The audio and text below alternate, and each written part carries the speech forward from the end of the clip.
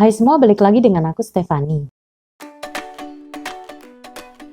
Di video kali ini aku akan membahas buku-buku yang menjadi buku favorit dan menjadi buku terbaik yang sudah aku baca di tahun 2020. Di tahun 2020 kemarin aku sedikit menurunkan, nggak sedikit sih, cukup banyak menurunkan target bacaku.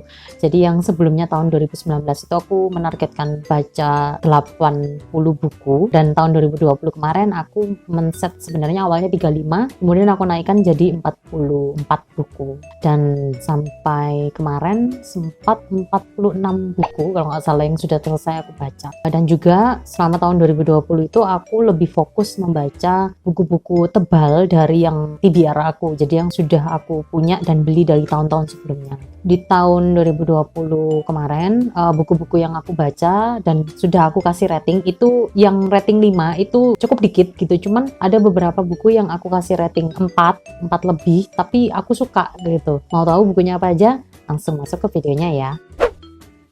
Buku pertama yaitu ada A List of Cage. Ini adalah buku young adult yang cukup hype beberapa tahun yang lalu gitu kan. Dan aku bisa paham sih kenapa buku ini tuh sangat hype, karena setelah membaca buku ini itu bukunya itu kayak apa ya, bikin sedih, bikin miris, terus nggak tega juga sih, karena karakter utamanya ini yang bikin kita bisa merasakan kayak hal yang terjadi ke dia gitu. Ada beberapa isu ya juga yang disinggung dalam buku ini gitu, dan tapi juga ada tema-tema yang cukup dark, cukup kelam gitu yang diangkat di buku ini. Dan kalian kalau misalnya mungkin bisa ke-trigger dengan hal-hal yang ada di buku ini, mendingan jangan.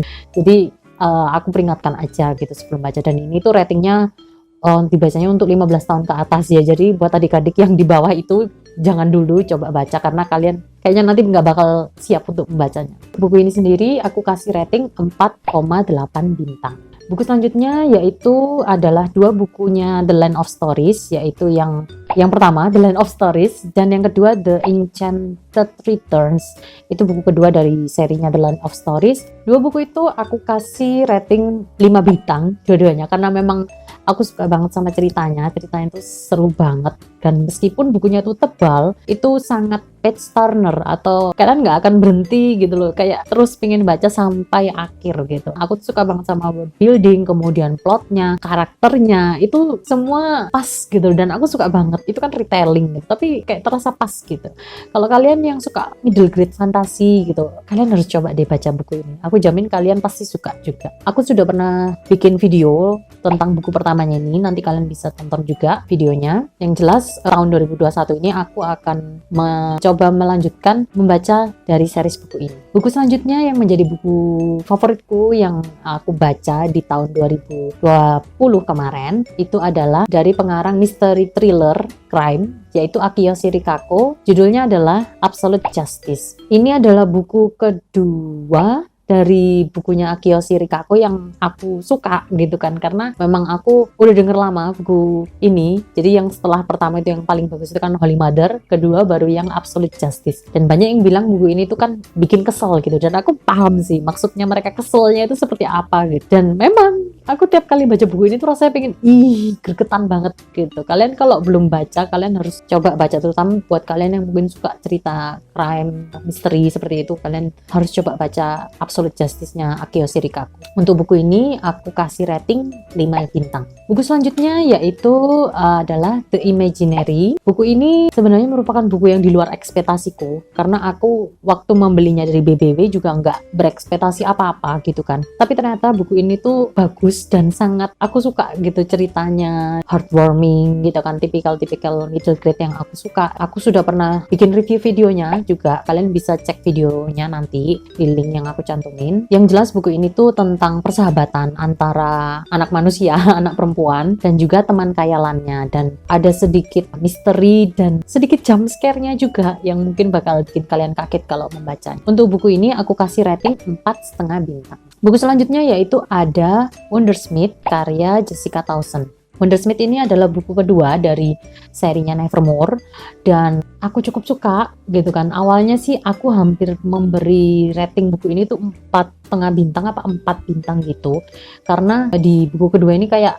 cukup membingungkan. Banyak hal-hal yang dimunculkan tapi kayak nggak dibahas lebih lanjut gitu, kemana arahnya gitu. Tapi setelah aku coba baca sampai akhirnya aku paham gitu, oh ini akan berlanjut ke hal ini gitu. Jadi akhirnya menutup keraguanku itu, dan akhirnya aku memutuskan memberi rating buku ini itu 5 bintang gitu. Untuk bukunya yang pertama, yang Nevermore ini aku sudah pernah bahas juga di video reviewku, kalian bisa cek, itu aku review sekitar 2 tahun lalu kalau nggak salah ya, kalian bisa cek sendiri di video itu. Buku selanjutnya yang menjadi buku favorit dan nggak best sih, kayak favoritku gitu kan di tahun 2020, yaitu adalah The Crowns of Crossworld karya D.E. Knight. Ini merupakan buku wishlist, jadi aku memang wishlist dari lama, terus kemudian saat kemarin ada tawaran untuk mereview buku ini dari tim marketing autornya sendiri, aku langsung menerimanya gitu kan, dan ternyata memang bukunya itu bagus gitu, sesuai ekspektasiku, dia itu bagus, dan untuk range kategorinya itu dia lebih ke young adult menurutku, bukan middle grade. Terus aku juga suka sama ceritanya, aku suka world buildingnya, terus kayak sistem magicnya yang ada di situ itu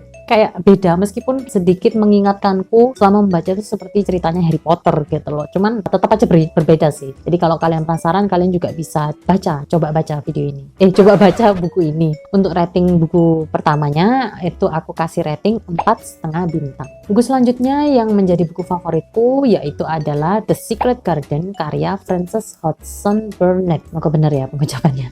Itu adalah buku klasik middle grade gitu. Kayaknya memang aku tuh suka banget gitu klasik, buku-buku klasik middle grade gitu kan. Buku ini tuh aku nggak nyangka gitu bakal suka gitu, karena dia sebenarnya ceritanya konfliknya itu sederhana gitu, tapi ditulis dengan indah dan apik banget gitu. Jadi tema yang dibawa ini kayak tentang alam, terus kemudian tentang persahabatan, tentang kekeluargaan juga, dan tentang sugesti atau rasa percaya diri dalam seseorang gitu. Buku yang aku baca ini versi yang terbitannya penerbit Kanita. Aku suka banget sama bahasa terjemahannya, jadi mungkin nanti kedepannya aku bakal baca buku klasik yang dari terbitan Kanita aja. Nggak tahu sih kalau yang terbitannya Gramedia ya, tapi yang jelas aku suka dan cocok aja sama penerbit Kanita. Terus untuk buku The Secret Garden ini aku kasih rating 5 bintang juga, karena bagus banget dan aku sangat merekomendasikan kalian juga untuk membaca buku ini, terutama buat kalian yang suka middle grade. Buku selanjutnya yang menjadi favoritku yaitu adalah Ophelia and the Marvelous Boy karya Karen Foxley. Buku ini tuh juga buku wishlist aku, dan bukunya ini sangat pendek ya, istilahnya short book, jadi dia nggak terlalu banyak gitu halamannya, nggak seberapa tebal, dan memang dia tuh sangat menemui ekspektasiku banget gitu. Dia ceritanya ini bagus, dan apa ya istilahnya, atmosfernya sangat winter banget karena tema settingnya memang di winter gitu, dan ada tokoh kayak dari fairy tale Snow Queen yang dibuat versi modernnya di buku ini gitu. Buku ini bagus dan apa ya, penuh dengan fantasi, kemudian juga ada nilai keberanian yang ditonjolkan di sini, kayak heroisme gitulah. Tapi aku suka banget dan ini cocok banget dibaca kalau kalian mau membaca tema-tema buku yang winter gitu. Aku saranin banget. Untuk buku ini aku kasih rating 4,8 bintang. Buku selanjutnya yaitu adalah Peter Nimble dan Mata Ajaibnya, atau Peter Nimble and His Fantastic Eyes karyanya Jonathan Auxier. Buku ini tuh aku rasa bersalah gitu kan, karena sudah aku anggurin buku ini tuh hampir 2 tahun lebih. Aku belinya tuh dari dulu banget gitu, itu pun dari diskonan gitu, dan aku nganggurin karena sudah terintimidasi duluan sama tebalnya buku ini. Tapi ternyata tuh aku salah gitu. Buku ini tuh sangat-sangat page turner dan ceritanya sangat seru untuk diikuti. Kalian bahkan nggak kerasa. Aku baca itu tuh cukup cepat, sekitar 1 minggu, termasuk cepat karena aku tuh sangat-sangat slow reader gitu kan. Buku ini tuh sebenarnya masuk kategori middle grade, tapi aku bisa nggak bilang buku ini tuh sedikit gore atau sadis untuk kategori buku middle grade gitu. Tapi aku sangat suka buku ini, seru dah pokoknya. Kalian pasti suka deh sama cerita-cerita seperti ini kalau kalian suka middle grade yang petualangan misteri seperti itu. Cuman yang aku sayangkan dari buku ini, karena dia itu petualangannya padat gitu kan, jadi ceritanya itu sangat-sangat padat gitu, dari berpindah-pindah gitu, itu karakter si tokoh utamanya jadi kayak kurang tereksplor atau kurang terdevelop gitu ya. Jadi kayak kita cuman hanya bisa mengetahui karakter si Peternya ini kayak dari luarnya aja gitu, kayak nggak dibahas lebih dalam. Tapi mungkin di buku keduanya bakal dijelasin lebih ini, karena aku pengen lebih tahu aja sih kayak karakter utamanya ini nanti seperti apa, apakah dia mengalami perubahan sikap dan apa atau gimana, aku pengen tahu. Untuk buku ini aku kasih rating 4,7 bintang. Buku selanjutnya yang menjadi buku favoritku yaitu adalah Secret Horses of Briar Hills karya Megan Shepherd. Aku suka banget buku ini karena dia itu temanya mungkin magical realism ya, tapi dia juga bersetting di historical gitu, kayak zaman lampau pada masa Perang Dunia Kedua. Dan ini tergolong buku middle grade. Bukunya sendiri bercerita tentang seorang anak perempuan yang dia tinggal di sebuah kayak rumah sakit khusus untuk bangsal anak-anak penyakit khusus gitu pada zaman masa Perang Dunia Kedua. Sampai suatu hari dia menemukan sosok kuda bersayap putih yang hanya bisa dia lihat melalui cermin, sedangkan yang lain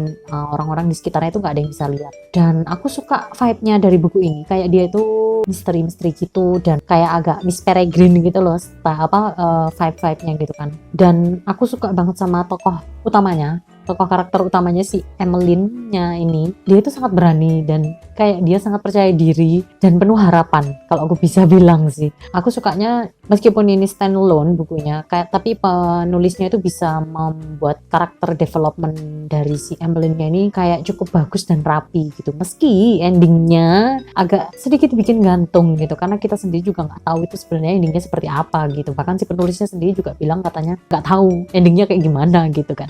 Aku udah pernah bahas buku ini di video review khusus untuk buku ini, kalian bisa cek videonya nanti ya. Dan untuk buku ini aku kasih rating 4,5 bintang. Buku terakhir yang menjadi buku favoritku di tahun 2020 kemarin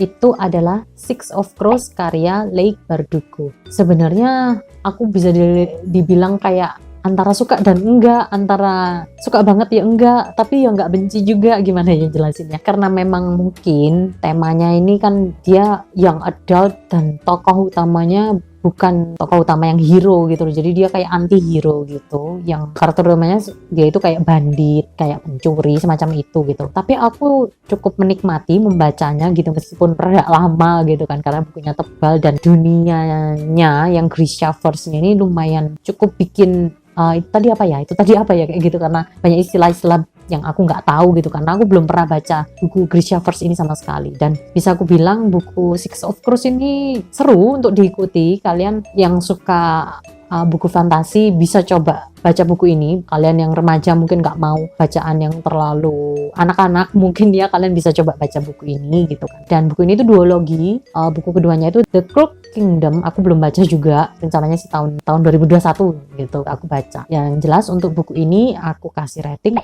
4,5 bintang.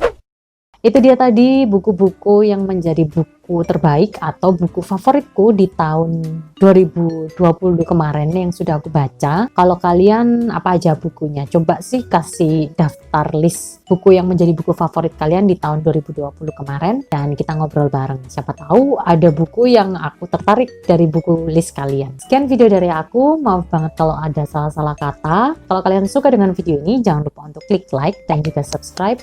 I'll see you next time. Thanks for watching and bye-bye.